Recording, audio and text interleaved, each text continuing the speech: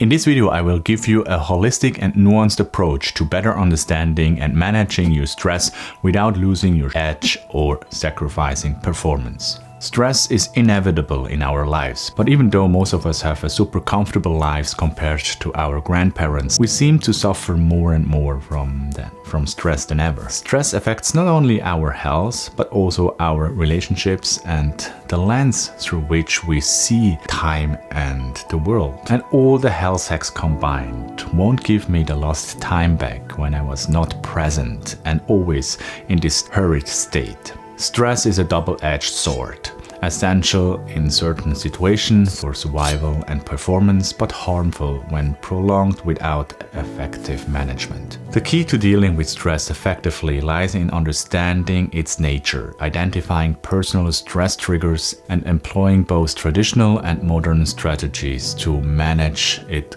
comprehensively. As we continue to navigate a rapidly changing world, the ability to manage stress not only improves our quality of life, but also enhances our capacity to thrive in various environments, especially in these environments involving a lot of responsibility, pressure, and competition. Stress is a complex condition that arises as a physiological and psychological response to perceived challenges or threats. It's a fundamental aspect of human survival, enabling quick reactions in dangerous situations through the body's fight or flight response. However, understanding stress involves delving into both the acute forms, which can be beneficial and adaptive, and its chronic forms, which can be harmful for us. Our body reacts to stressors by releasing hormones like cortisol or adrenaline. These hormones prepare our body to deal with stressor by increasing heart rate, elevating blood sugar levels, and enhancing our bodily functions to improve alertness and physical readiness. In short bursts, this process is not only normal but also necessary. For instance, acute stress can help athletes perform better under pressure, enhance one's ability to meet a deadline, or respond to threats effectively. Chronic stress, however, occurs when this response is activated continuously over a long period of time, without adequate relief or relaxation. Unlike acute stress, chronic stress can lead to numerous health problems, including cardiovascular diseases, mental health disorders like depression and anxiety, insomnia, and digestive problems. It can also weaken our immune system, making us more susceptible to illnesses. From a psychological viewpoint, stress is often discussed in terms of how individuals perceive and cope with stressors. This perception greatly influences the extent to which stress is experienced. For example, two people might face the same stressor, like public speaking, for example, but their internal evaluation, for example, their self-confidence, perceived experiences, perceived consequences of failure, can lead to different levels of stress. This subjective aspect is crucial in stress management strategies. In today's world, stress is also compounded by the relentless pace and pressure of modern life, be it job insecurity, information overload from digital media, or social expectations. These persistent and sometimes very subtle stressors can contribute to the chronic stress epidemic, affecting overall well-being and productivity. So, how can we deal with that? Understanding the autonomic nervous system is crucial for grasping how our bodies manage stress and mental homeostasis, the body's state of stable internal conditions. The autonomic nervous system regulates involuntary body functions such as heart rate, digestion, respiratory rate, pupillary response, and more. It operates mostly subconsciously, and it is composed of two main components: the sympathetic nervous system and the parasympathetic nervous system. Each plays a distinct role in how we respond to stress. The sympathetic nervous system is often termed as the fight or flight system. It is activated in response of perceived threats or stressors, be it a physical danger or a psychological stress. The sympathetic nervous system springs into action. It signals the adrenal glands to release hormones like adrenaline and cortisol. These hormones cause several changes in our body. It increases our heart rate and blood pressure to ensure that more oxygen and nutrients are delivered to vital organs and muscles. It also increases blood sugar levels to provide immediate energy supplies. And it's also responsible for diversion of blood away from the digestive tract towards the muscles, preparing the body for physical exertion. These reactions are designed to maximize our ability to either confront the danger or escape from it. Hence, fight or flight. The antagonistic nerve set to this is the parasympathetic nervous system. It conserves energy as it slows down our heart rate, increases intestinal and gland activity, and relaxes sphincter muscles in the gastrointestinal tract. The parasympathetic nervous system is crucial for long-term health, recovery, and regeneration. It is activated when the body is at rest and not perceiving any threats, helping to restore the body to a state of calm and balance after a stress response. The interplay between the sympathetic and the parasympathetic nervous system is critical in the stress response. Under stress, the body's shift towards the sympathetic activation can be life-saving. However, chronic activation of the sympathetic nervous system due to ongoing stress can lead to wear and tear on the body, commonly known as allostatic load. Having a balance between stress and recovery is really important. But for me at least, it doesn't always help to better deal with stress, because I can't always change the environment. As I see it, much like a stress response can be psychological or physical, stress management can be put in two boxes. One is our mindset of how we view stress, and the other box is our stress resilience. Having these two boxes makes it easier to define strategies. This framework for categorizing stress management into mindset and resilience is insightful and practically useful. This approach allows for a structured way to address stress, both in understanding its sources and in developing effective coping strategies. Let's delve deeper into these two categories. Mindset, the perception of stress. Mindset involves how we perceive and interpret stressors. The mental framing of stress significantly impacts our emotional and physiological responses. For example, seeing stress as a challenge rather than a threat can alter our physiological response. This is aligned with research by psychologists like Kelly McGonigal, who argue that stress can be beneficial if viewed as a mechanism for personal growth and adaptation. Strategies for mindset adjustments are, for example, cognitive reframing. This involves identifying and adjusting negative thought patterns. By reframing stressful situations as opportunities for learning and growth, we can alter our psychological response to them. Another way is through education. Understanding the biological purpose of stress can help people recognize that stress responses are not inherently harmful and can be adaptive. Another way is through mindfulness and awareness. Practices that enhance self-awareness can help you observe your stress responses non-judgmentally, recognizing when your interpretation of stress might be negatively biased. To further underline the power of the mind and how it can shape how we perceive stress, let's take a look at the study on hotel housekeepers. In this study, Alia Crum and her colleague Ellen Langer conducted an experiment with 84 hotel housekeepers from 7 different hotels. These workers were split into 2 groups. One group was informed that the work they do, cleaning hotel rooms and going up the stairs and down again, is good exercise and meets the recommendation of an active lifestyle.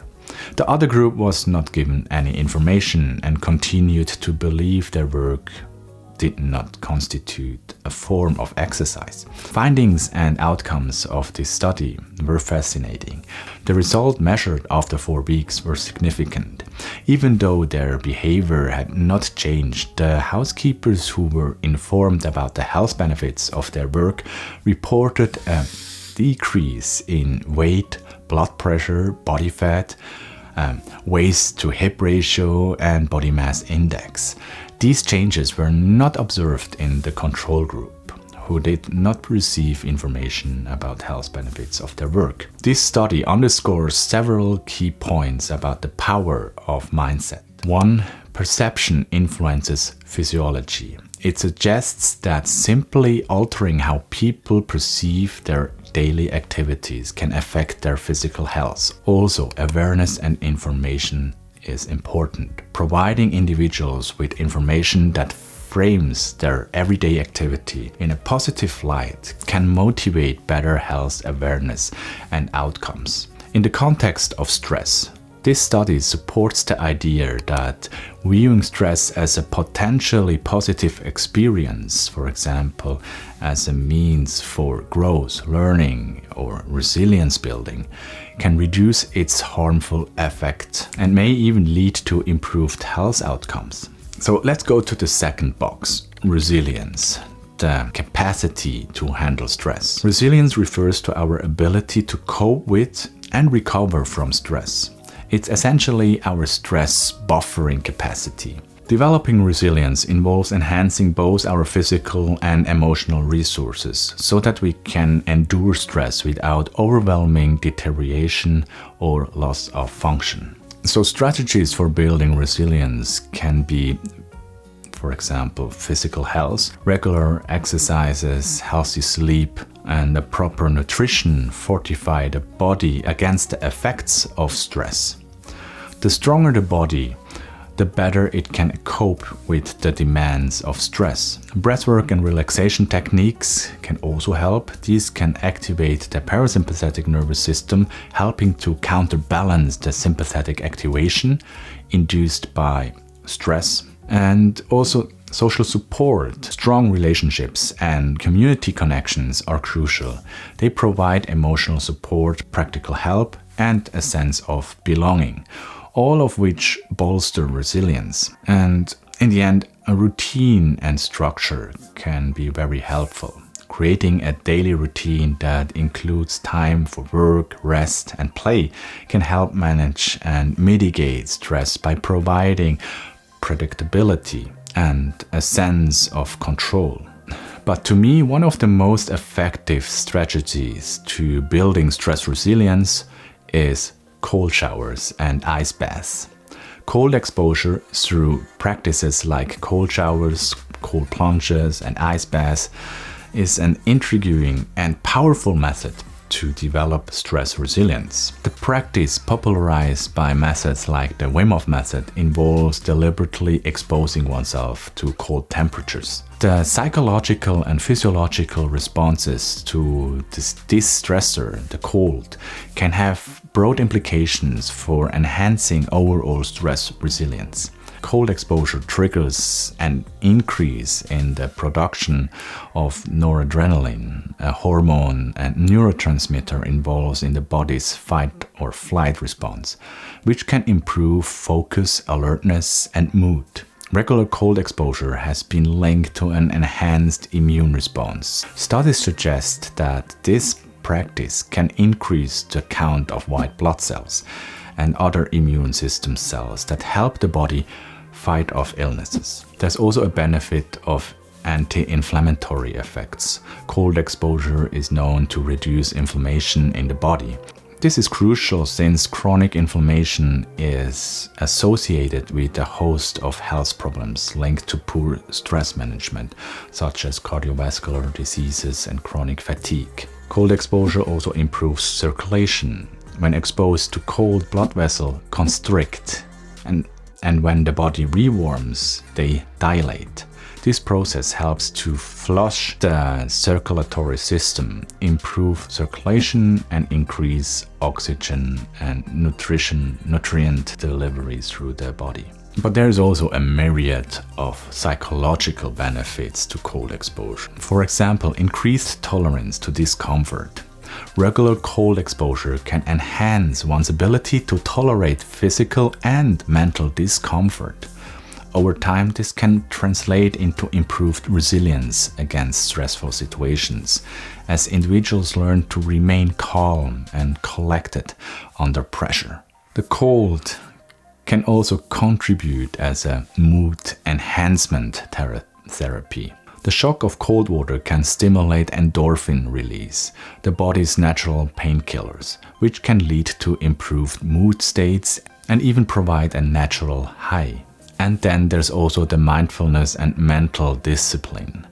Engaging in cold exposure requires a certain level of mental focus and calm, which can improve mindfulness. So this all helps in developing stress resilience. It is an application for stress inoculation.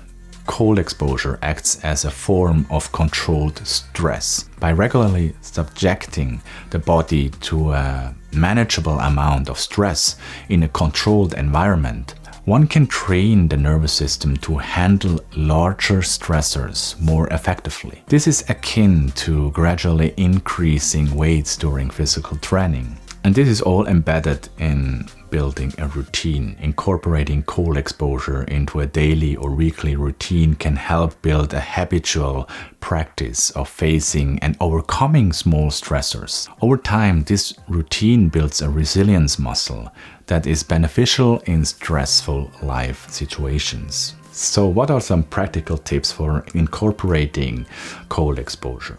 So one is start gradually.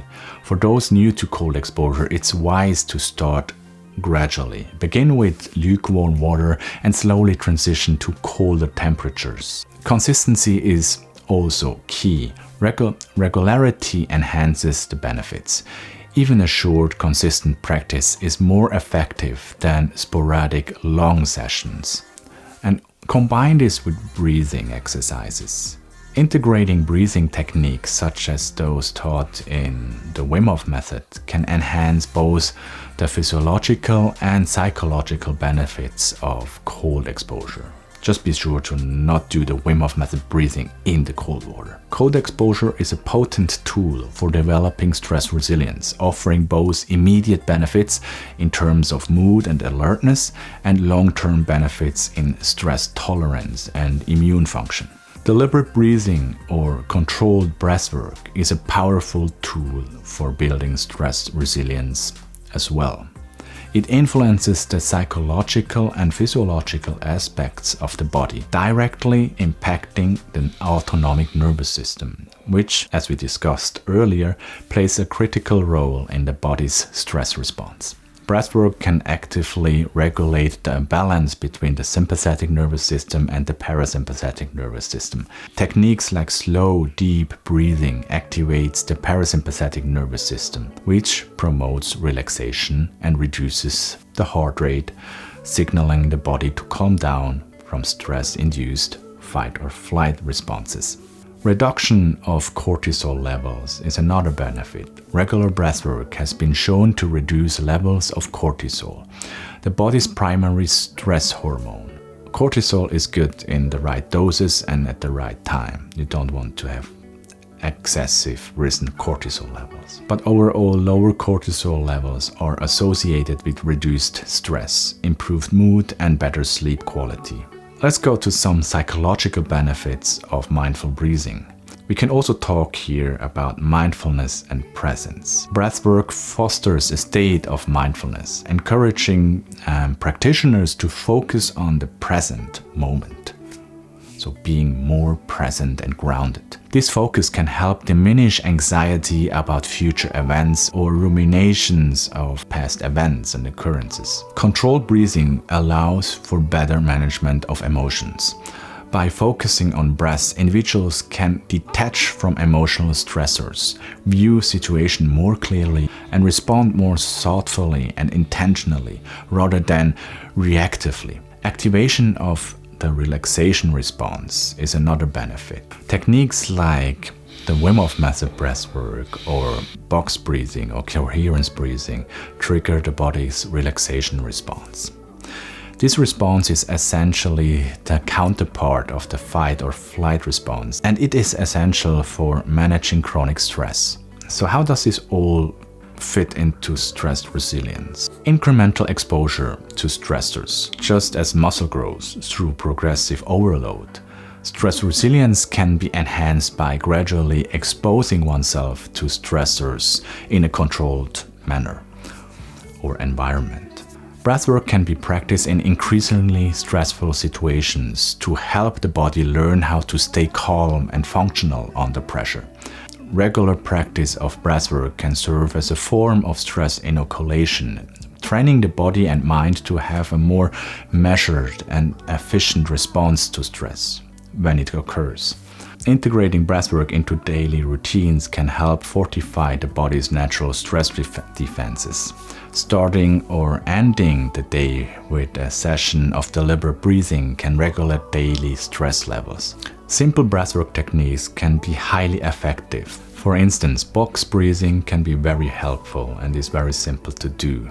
Inhale for a count for 4, hold for 4, exhale for 4, hold for 4.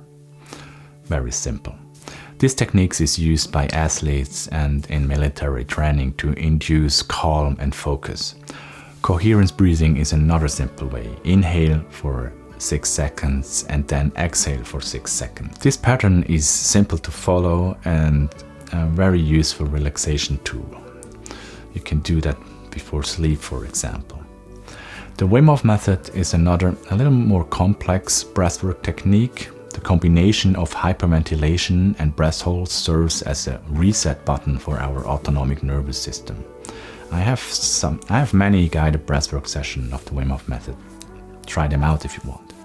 And this all can be integrated into other practices. Combining breathwork with other practices like meditation, yoga, or even physical exercises can enhance the stress-reducing effect. Integrating mindset and resilience is the last part. The dual approach of addressing both mindset and resilience allows for a comprehensive strategy that not only changes how stress is perceived, but also enhances the body's ability to manage and recover from stress. By cultivating a positive stress mindset, you can transform your interactions with stressors and viewing them as catalysts for growth. Consequently, by building resilience, you ensure that your body and mind have the strengths and resources to navigate through challenges effectively.